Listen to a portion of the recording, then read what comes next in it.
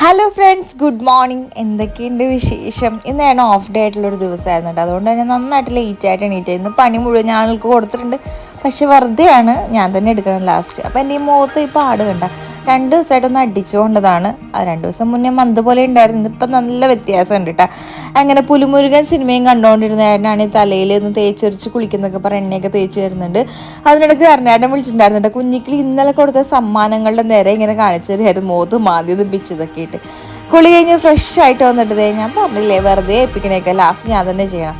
ചോറ് കുക്കറിലിടുന്നുണ്ട്. ഇതിപ്പോൾ ഒരു എളുപ്പ പണിയായിട്ട് മാറിക്കഴിഞ്ഞു. എനിക്ക് ഭയങ്കര ഒരു സുഖമായിട്ട് തോന്നിക്കഴിഞ്ഞിട്ട്. കാരണം വീട്ടിൽ നമ്മൾ കഞ്ഞിക്കാലത്തേട്ട് കുറേ മണിക്കൂറുകളോളം ഇങ്ങനെ കത്തിക്കുന്നത് ഇവിടെ 2-3 വിസിൽ കഴിഞ്ഞാൽ സംഭവം റെഡി ആയിട്ടുണ്ട്.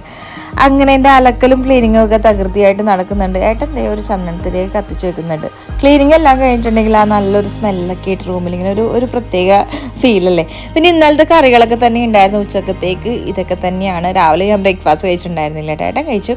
അപ്പോൾ അതെല്ലാം ഞാൻ ചൂടാക്കി എടുക്കുന്നുണ്ട്. പിന്നെ എക്സ്ട്രാ ഒരു പപ്പടം വറുക്കുന്നുണ്ട് ആള്. അങ്ങനെ ഉച്ചയായപ്പോഴേക്കും ചോറൊക്കെ ആയിട്ടുണ്ടായിരുന്നു. പിന്നെ നല്ല മീൻകറിയും ഗ്രീൻ പീസും പപ്പടവും അച്ചാറൊക്കെ കൂട്ടി നന്നായിട്ട് ചോറ് കഴിച്ചു. അതിനുശേഷം നമുക്ക് മധുരം കഴിക്കൽ മസ്റ്റാണല്ലോ. ഇങ്ങനെ മധുരത്തിന് വേണ്ടിയിട്ട് ഒരു ഐസ്ക്രീമൊക്കെ കഴിച്ചു കിടന്നങ്ങിടെ ഉറങ്ങി.